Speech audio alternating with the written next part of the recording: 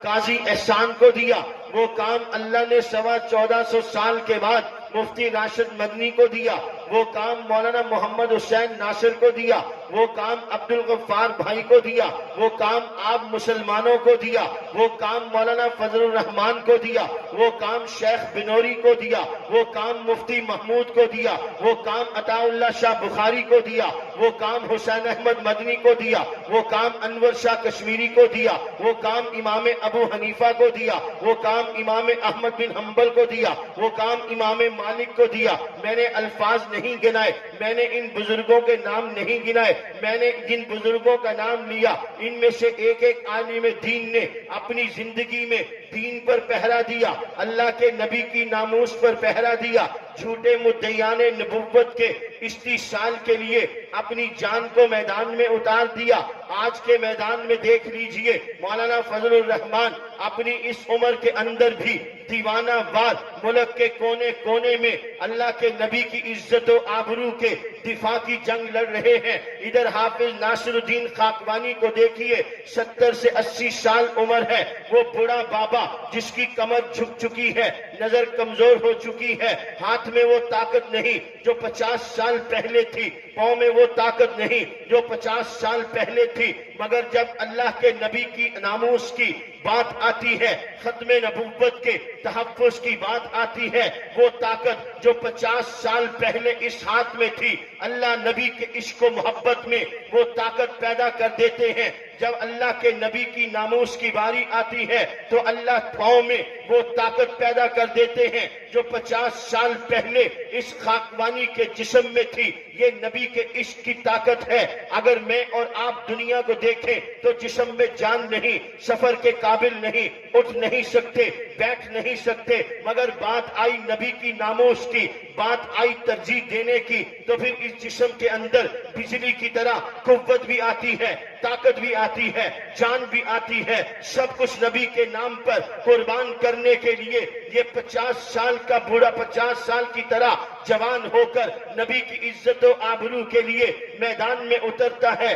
یہی ایک پیغام عشق و محبت ہے۔ یہ کام دیکھو جو 1450 سال پہلے اصحاب پیغمبر کو ملا، پھر غلامان پیغمبر کو ملا، عاشقان پیغمبر کو ملا، جانثاران پیغمبر کو ملا، شمع رسالت کے دیوانوں کو ملا، شمع رسالت کے پروانوں کو ملا، پھر خدا کی قسم اس شمع رسالت کے پروانے نے نبی کی عزت، نبی کی آبرو، تاج ختم نبوت کی حفاظت کے لیے اپنے آپ کو جان جوکھوں میں ڈال کے نبی کے نام پہ قربان تو کر دیا۔ نبی کی عزت پر، نبی کی آبرو پر، نبی کے شان پر، تاج ختم نبوت پر آنچ نہیں آنے دی۔ یہی وہ پیغام ہے جو میری آپ کی جماعت عالمی مجلس تحفظ ختم نبوت، حفاظت ایمان، دعوت ایمان، دفاع پاکستان کے عنوان سے لے کر پھر رہی ہے۔ آؤ اس پلیٹ فارم سے حفاظت ایمان، دعوت ایمان، دفاع پاکستان کا فریضہ سر انجام دے کر اللہ کے نبی کے دربار میں اپنے آپ کو سرخرو کرنے کا سبب پیدا کر لو۔ یہ بندہ دو عالم سے خفا میرے لیے تھا، آپ نے گھر چھوڑا، اللہ کے نبی کے لیے مشقت برداشت کی، اللہ کے نبی کے لیے اتنی دیر یہاں پر بیٹھ کر ختم نبوت کی بات سنی۔ اللہ کے نبی کے لیے میں یوں ہی نہیں کہہ رہا، آپ نے ترجیح دی ہے دنیا پر دین کو، آپ نے ترجیح دی ہے چین سکون قربان کر کے اس مشقت برداشت کرنے کو، آپ نے ترجیح دی ہے، اپنے آرام کو چھوڑ دیا، نبی کی آبرو کی حفاظت کے لیے آپ نے ترجیح دی ہے اللہ کے نبی کے لیے۔ چلو میں لیے چلتا ہوں آپ کو اللہ کے نبی کے غلام حضرت طلحہ بن برا رضی اللہ تعالی عنہ کے دروازے پر اللہ کے نبی صلی اللہ علیہ وسلم اپنے دوست طلحہ سے محبت کرتے تھے، طلحہ اللہ کے نبی سے محبت کرتے تھے۔ کبھی اللہ کے نبی طلحہ کو ملنے جاتے، کبھی طلحہ اللہ کے نبی سے ملنے آتے۔ یہ عشق و محبت کا تعلق جانبین سے جاری تھا۔ حضور بھی حضرت طلحہ کو ملنے جاتے ہیں، حضرت طلحہ بھی حضور سے ملنے کے لیے آتے ہیں۔ چند دن گزر گئے، حضرت طلحہ ملاقات کے لیے نہیں آئے۔ اللہ کے نبی نے پوچھا کتنے دن ہو گئے؟ طلحہ ملاقات کے لیے نہیں آئے۔ اصحاب نے بتایا کہ طلحہ بیمار ہیں، صاحب فراش ہیں، اللہ کے نبی ان کی عیادت کے لیے ان کے گھر پر پہنچے۔ جب طلحہ کی زیارت کی، عیادت کی، حال احوال معلوم کیے، خیر خیریت معلوم کی، حضرت طلحہ سے الگ ہوئے، دوسری جگہ پر جا کر جو اصحاب وہاں پر موجود تھے انہیں اپنے قریب بلایا اور ان سے کہا مجھے طلحہ کے چہرے پر موت کے آثار نظر آتے ہیں، طلحہ میرا دوست ہے، میں طلحہ کا دوست ہوں، میرا دل یہ چاہتا ہے طلحہ کی نماز جنازہ محمد خود پڑھائے، طلحہ کا انتقال ہو جائے، تم نے مجھے اطلاع دینی ہے، میں نے آ کے طلحہ بن برا رضی اللہ تعالی عنہ کا جنازہ پڑھانا ہے۔ توجہ کیجئے، اللہ کے نبی کو اپنے صحابی سے کتنا عشق و محبت ہے، حضور پیغام چھوڑ کے چلے گئے، طلحہ نے اپنے دوستوں کو جمع کیا، حضرت طلحہ بن برا کہنے لگے مجھے لگتا یہ ہے میرا وقت پورا ہونے کے قریب ہے، میں مرنے والا ہوں، سنو میری بات توجہ سے سنو، میں تمہیں یہ کہتا ہوں میں مر جاؤں تم نے مجھے فوراً غسل دینا ہے، کفن دینا ہے، میری قبر تیار کر کے تم نے مجھے دفن کر دینا ہے، اللہ کے نبی کو رات کی تاریکی میں میرے مرنے کی اطلاع نہیں دینی۔ آپ نے بات سنی، توجہ سے سنی، آپ کو میں ذرا اور مزید تفصیل سے کہتا ہوں، اللہ کے نبی نے کہا میں نے طلحہ کا جنازہ پڑھانا ہے، ذرا طلحہ کے مقدر پر ناز کرو، جس کا جنازہ اللہ کے نبی پڑھا دے اس کے جنتی ہونے میں، اس کے جنت کے اعلیٰ مراتب پر پہنچنے میں کسی قسم کا کوئی کلام شخص وہ نہیں ہو سکتا۔ اب میں اس سے اگلی بات کہتا ہوں، حضرت طلحہ کا جنازہ اللہ کے نبی پڑھائیں، طلحہ جنت میں جائیں گے، ذرا انعامات گننا جو اب میں آپ کے سامنے رکھنے لگا ہوں۔ اگر حضور علیہ السلام کو طلحہ کے انتقال کی اطلاع دے دی جاتی، یہ بھی ممکن تھا حضور علیہ السلام غسل میں شریک ہو جاتے، غسل کی سعادت مل جاتی، یہ بھی ممکن تھا اللہ کے نبی اپنے ہاتھوں سے حضرت طلحہ کو کفن پہنا دیتے، کفن کی سعادت مل جاتی، یہ بھی ممکن تھا ان کی قبر کشائی کے لیے اللہ کے نبی بھی شریک ہو جاتے، یہ سعادت بھی مل جاتی، جنازہ حضور پڑھا دیتے، جنازے کے بعد یہ سعادت بھی مل جاتی، اللہ کے نبی اپنے ہاتھوں سے اپنے دوست کو قبر میں اتار دیتے، یہ سعادت بھی مل جاتی، اللہ کے نبی قبر پر اپنی ہاتھوں سے مٹی ڈال دیتے، یہ سعادت بھی مل جاتی، قبر پر مٹی ڈال دینے کے بعد اللہ کے نبی قبر پہ کھڑے ہو کے طلحہ کی بخشش کے لیے دعا بھی کروا دیتے، یہ سعادت بھی مل جاتی، غسل کی سعادت ملتی، کفن کی سعادت ملتی، قبر کی سعادت ملتی،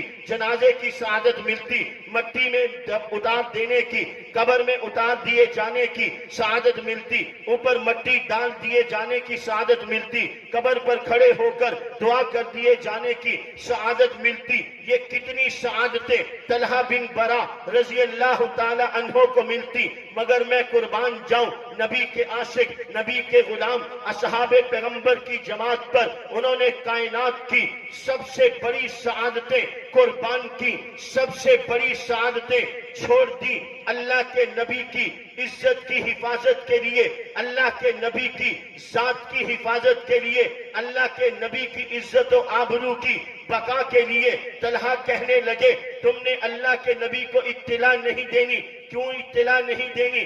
اس لیے کہ مجھے ڈر لگتا ہے اللہ کے نبی اپنے گھر سے چل کے آئیں، مجھ تک پہنچنے سے پہلے درمیان میں یہودیوں کی بستی ہے، کوئی یہودی اللہ کے نبی کو تکلیف پہنچا دے، قیامت کی صبح تک یہ بات کہی جائے گی کہ حضور علیہ السلام طلحہ کی نماز جنازہ پڑھانے کے لیے آ رہے تھے، درمیان میں یہودیوں نے تکلیف پہنچا دی، طلحہ کائنات کی ساری سعادتیں قربان کر سکتا ہے، نبی کے قدموں پہ آج آ جائے طلحہ اسے برداشت نہیں کر سکتا۔ یہ ہے ترجیح۔ آج کا مسلمان بھی الحمدللہ، آج کا مسلمان بھی الحمدللہ گناہگار ضرور ہے، مگر اتنا گیا گزرا نہیں ہے کہ ایک طرف آرام ہو، دوسری طرف اللہ کے نبی کی ختم نبوت کی آواز ہو، ایک طرف مشقت ہو، دوسری طرف اللہ کے نبی کی ختم نبوت کی آواز ہو۔ یہ مسلمان سب کچھ قربان کر کے آج بھی انشاءاللہ الرحمن نبی کی عزت و آبرو کے لیے میدان میں کھڑا ہے انشاءاللہ۔ اور قیامت کی صبح تک یہ مسلمان جیتا جاگتا اللہ کے نبی کی عزت و آبرو کا چوکیدار اور ٹھیکیدار بن کے میدان میں کھڑا رہے. کیا خیال ہے؟ آپ اپنی جماعت عالمی مجلس تحفظ ختم نبوت کے پلیٹ فارم سے تحفظ ختم نبوت کے مشن میں جڑیں گے؟ یہ جو مولانا محمد حسین ناصر نے رسالے کا اعلان کیا، بہت مہنگا ہے دین، ویری ایکسپینسو. مولوی صاحب تسی مرنا نہیں، آپ نے مرنا نہیں، دین مہنگا کر دیا، مہینے کے بعد 20 روپے. اللہ ہی آپ سے پوچھے، ہم تو نہیں پوچھ سکتے آپ سے،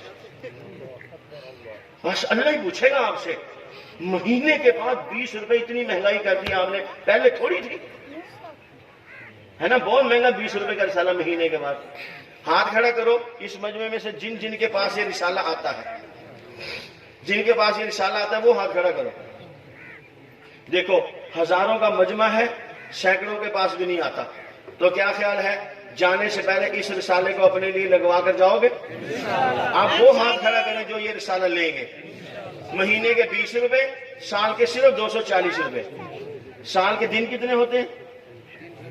360 365. 240 پر تقسیم کرو، 70 71 پیسے بنتے ہیں، 1 روپیہ بھی نہیں بنتا. 70 71 پیسے یومیہ. آج کل جو بھیک مانگ رہے ہوتے ہیں ان کو 5 روپے تو وہ 6 دفعہ دیکھتے ہیں مڑ کے، بڑا سخی ہے 5 روپے دیے ہیں. بعض تو بڑے سخی ہوتے ہیں بھیک مانگنے والے، وہ 10 روپے نکال کے دیتے ہیں، آپ مجھ سے زیادہ غریب آپ لے لیں.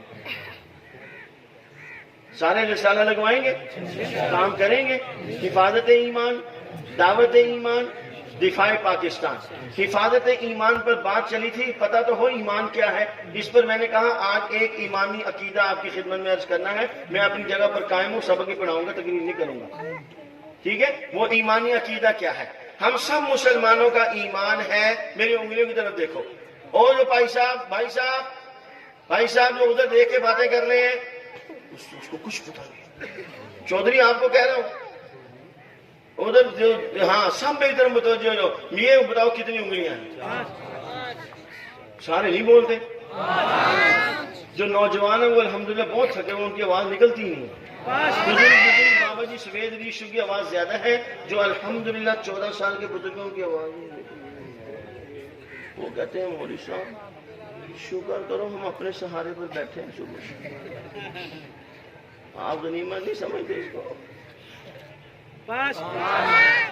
5 جملے یاد کریں عیسیٰ علیہ السلام سے متعلق. 5 جملے، یہ ہمارا ایمان عقیدہ نظریہ ہے. نمبر 1، عیسیٰ علیہ السلام قتل نہیں ہوئے. عیسیٰ علیہ السلام سے متعلق اپنا ایمان عقیدہ نظریہ مضبوط کرو. جیسے اللہ کا منکر مسلمان، بولو مسلمان ہے یا کافر؟ اللہ کی توحید کا منکر مسلمان یا کافر؟ اللہ کے نبی کی نبوت اور رسالت کا منکر مسلمان یا کافر؟ اللہ کے نبی صلی اللہ علیہ وسلم کی ختم نبوت کا منکر مسلمان یا کافر؟ جس طرح اللہ پاک کی وحدانیت کا منکر مسلمان نہیں، اللہ کے نبی کی نبوت اور رسالت کا منکر مسلمان نہیں، حضور علیہ السلام کی ختم نبوت کا منکر مسلمان نہیں، بالکل سیدنا عیسیٰ علیہ السلام کی حیات طیبہ کا منکر بھی مسلمان نہیں. سارے بولو. نہیں ایسے نہیں، سارے بولو، زور لگا دیں. پہلی دفعہ بول پڑا کرو، تم وقت ضائع کرتے ہو. پہلی دفعہ ہاتھ ہلا کے یوں کہو کہ وہ مسلمان. سیدنا عیسیٰ علیہ السلام کی حیات کا منکر مسلمان